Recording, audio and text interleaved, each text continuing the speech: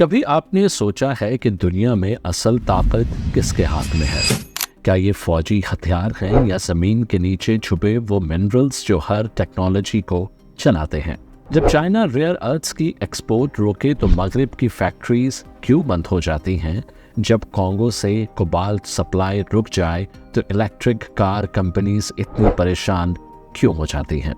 اور golf status اربوں dollar mining میں کیوں جھونک رہا ہے؟ کیا یہ صرف انویسٹمنٹ ہے یا فیوچر کی پاور خریدنے کا کھیل؟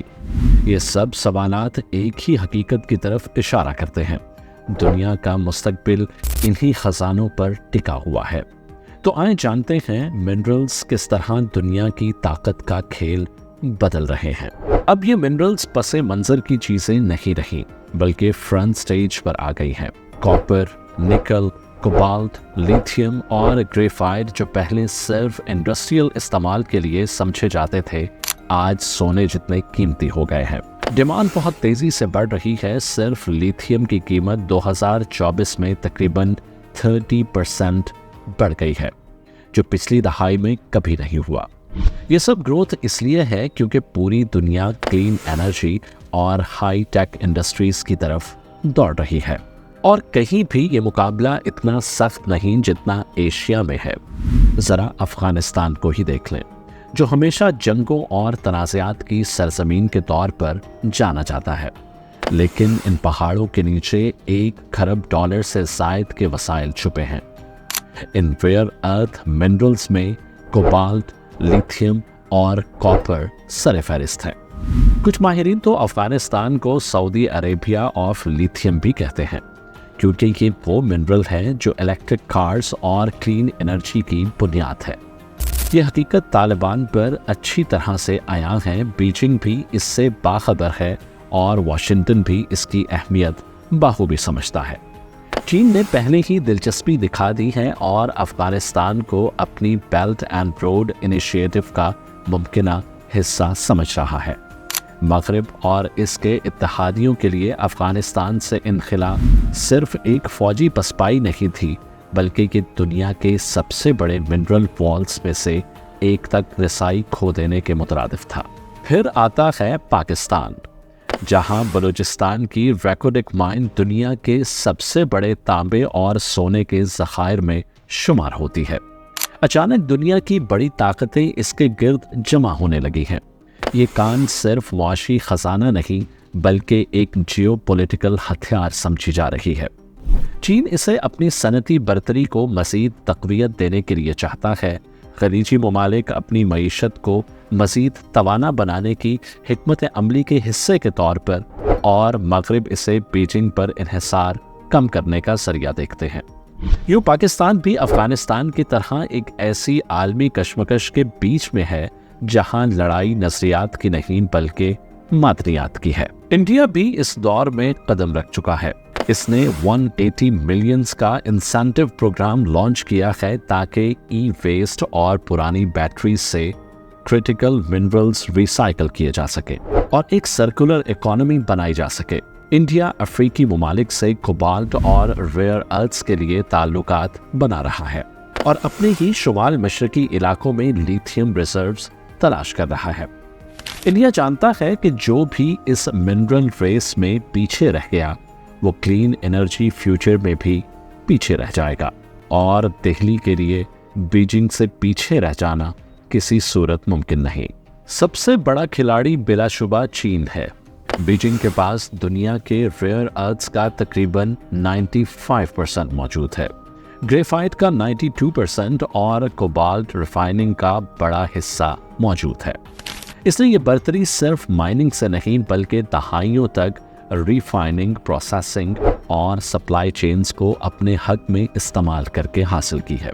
2025 میں جب بیجنگ نے ہیوی ریئر ارتھز اور اسپیشلائزڈ میگنیٹس کی ایکسپورٹ معطل کر دی تو یو ایس کی industries from electric vehicles to defence contractors افراتفری کا شکار ہو گئیں۔ چین نے دنیا کو یاد دلا دیا کہ منرل صرف وسائل نہیں ہیں بلکہ ایک لیوریج ہیں، لیکن یہ برتری ایک بھاری قیمت کے ساتھ آتی ہے۔ बाओतू इनर मंगोलिया में जहां चीन के ज़्यादातर रेयर अर्थ्स प्रोसेस होते हैं, जहरीला फुसला पानी और ज़मीन को आलूदा कर चुका है। वहाँ कैंसर की शरह और पैदाइशी नकाइस गैर मामूली तौर पर ज़्यादा है। बीजिंग अगरचे मादनियात के ज़रिए दुनिया पर ताकत रखता है, लेकिन इसके अपने लोग और माहौल एक तबाहकुन कीमत अदा कर रहे हैं। अगर एशिया मैदान जंग है तो अफ्रीका दूसरा बड़ा महाज है। कांगो डेमोक्रेटिक रिपब्लिक अकेला दुनिया का 80% कोबाल्ट पैदा करता है, जो बैटरीज के लिए इंतहाई ज़रूरी है। लेकिन इन कानों में बच्चों से मजदूरी करवाना, मुसल्ला करो और ख़तरनाक हालात आम है। यहाँ भी चीन का गलबा है जो ज़्यादातर प्रोसेसिंग को कंट्रोल करता है, जबकि अमेरिका और यूरोप क्लीन कोबाल्ट हासिल करने के लिए तकोदौ में लगे हुए हैं। लेकिन कांगो सिर्फ आगाज़ है। मालावी, मोज़ाम्बिक, ब्रुंडी और मेडागास्कर में ग्रेफाइट और रेयर अर्थ्स के लिए सरमायाकार आ रहे हैं। ज़ाम्बिया और नमीबिया तांबे के नए मराकज़ के तौर पर उभर रहे हैं। अफ्रीका अब सिर्फ एक सप्लायर नहीं रहा, बल्कि एक मैदान जंग बन चुका है, जहां बड़ी ताकतें कान-कुनी के मुआहिदों, इंफ्रास्ट्रक्चर मंसूबों और सिफारती वादों के जरिए असर रसूख खरीद रही हैं। खलीजी रियासतें भी मादनियात की जोग्राफियाई सियासत का नक्शा बदल रही हैं। सऊदी अरब, मुत्तहिदा अरब इमारात और कतर अफ्रीका से लेकर जनूबी एशिया तक की कानों में अरबों डॉलर्स लगा रहे हैं। सऊदी अरब की आरामको और मादान 2027 तक लिथियम की पैदावार शुरू करने जा रही हैं, और साथ ही पाकिस्तान की वैकोडिक कान पर भी नजरें जमाए हुए हैं। ये सिर्फ बिजनेस डील्स नहीं, बल्कि जियोपॉलिटिकल हिकमत अमलियाँ हैं। जिस तरह तेल ने खलीज को पहली बार आलमी ताकत की मेज़ पर जगह दी, इसी तरह क्रिटिकल मिनरल्स इनकी आइंदा नशिस्त को यकीनी बनाएंगे। अपनी बेपनाह दौलत और निस्बतन गैर जानिबदारी के साथ खलीजी ममालिक मुस्तकबिल में ताकतवर मिडल मैन के तौर पर उभर सकते हैं, ये फैसला करते हुए कि मादनियात का बहाव मशरिक की तरफ चीन को जाए या मगरिब की तरफ यूरोप और अमेरिका को। इसी दौरान रूस अपनी पोजीशन दोबारा बना रहा है। मगरिब की पाबंदियों ने मॉस्को को मजबूर कर दिया है कि वो अपने मादनी ज़खायर पर ज़्यादा इन्हिसार करे। साइबेरिया में रेयर अर्थ माइनिंग को वुसअत दी जा रही है। चीन के साथ ताल्लुकात मज़ीद गहरे हो रहे हैं और वस्ती एशिया में नई डील्स की पेशकशें की जा रही हैं। रूस एक और निहायत हसास मादनियात पर भी गलबा रखता है। जी हाँ, यूरेनियम। दुनिया की बड़ी हद तक एनरिचमेंट कैपेसिटी रूस के हाथ में है, जिसकी वजह से मगरबी जौहरी बिजली घर भी मॉस्को पर इन्हिसार करने पर मजबूर हैं।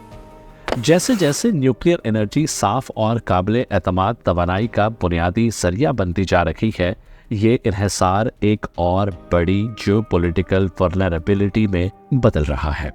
दूसरी तरफ मगरिब तेजी से खलापुर करने की कोशिश में लगा हुआ है। अमेरिका एमपी मटेरियल्स में सरमायाकारी कर रहा है, तो दूसरी तरफ मुकामी रिफाइनिंग बढ़ा रहा है और फ्रेंड शोरिंग की पॉलिसी भी अपना रहा है, यानी सप्लाई चेन को काबिल एतमाद इत्तेहादियों की तरफ मुंतकिल करना। यूरोप ने अहम मादनियात को कौमी सलामती का मसला करार दे दिया है।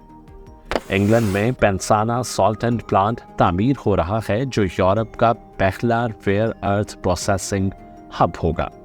कनाडा अपने निकल और लिथियम के ज़खायर से भरपूर फ़ायदा उठा रहा है और साथ ही मालियाती तजर्बात भी कर रहा है, यानी मादनियात को ब्लॉकचेन बैक्ड टोकन्स में तब्दील कैसे किया जाए, जो मुस्तकबिल में आलमी तिजारत का नक्शा बदल सकते हैं। और फिर बात आती है यूरेनियम की। आलमी तलब 2040 तक दुगनी हो सकती है, लेकिन माइनिंग की पैदावार आधी रह जाने का खदशा है। काजाकिस्तान की काज़ाटोम्प्रोम और कनाडा की केम को पहले ही पैदावार कम कर चुके हैं। अगर किल्लत में इजाफा हुआ तो साफ तवानाई के ख्वाब टूट सकते हैं। वजह सूरज या हवा की कमी नहीं होगी, बल्कि वो मादनियात होंगी जो ज़मीन की तह में छुपी हुई हैं। इसी वक्त नई कमज़ोरियां भी सामने आ रही हैं। ग्रेफाइट जो बैटरी एनोड्स के लिए बुनियादी हैसियत रखता है 92% चीन के कंट्रोल में है। अमेरिका और यूरोप में महंगी सप्लाई चेन्स बनाने की कोशिश रुकावटों का शिकार है, जबकि बीजिंग अपनी गिरफ्त मज़ीद सख्त कर रहा है। रेयर अर्थ मिनरल्स अब भी खतरनाक हद तक चंद हाथों में मरकूज हैं। यहाँ तक कि ग्रीनलैंड की पिघलती बर्फ जो नए ज़खायर को जाहिर कर रही हैं, एक जियोपॉलिटिकल कहानी बन चुकी हैं। क्या मगरिब इन्हें इस्तेमाल करेगा या चीन पहले कदम उठाएगा? इन सब के बीच एक हकीकत बिल्कुल वाज़ेह है। मिनरल्स सिर्फ ज़मीन में छुपे खजाने नहीं हैं, बल्कि आलमी शतरंज की बिसात पर सजे हुए मोहरे हैं। कंट्रीज सप्लाई चेन्स को हथियार बना रहे हैं। तिजारती पाबंदियां, एक्सपोर्ट बैन्स और नई इत्तेहादी पॉलिसियां ग्लोबलाइजेशन को तोड़ रही हैं, तो दूसरी तरफ अफ्रीका, एशिया और खलीजी रियासतें अब सिर्फ तमाशाई नहीं रहीं, वो खुद बड़े खिलाड़ी बन चुके हैं। अमेरिका, यूरोप, रूस और चीन एक खामोश मगर शदीद जंग में बंधे हुए हैं ताकि कंट्रोल उनके हाथ में रहे, और यहीं से मामला और भी दिलचस्प हो जाता है। आज हमने रेयर अर्थ्स को बड़े मंजरनामे के हिस्से के तौर पर देखा, लेकिन अगली वीडियो में इन पर मुकम्मल तौर पर बात करेंगे। वो 17 मेटल्स जो इलेक्ट्रिक व्हीकल्स को हरकत देते हैं और स्मार्टफोन्स को स्मार्ट बनाते हैं और फाइटर जेट्स को ताकत देते हैं।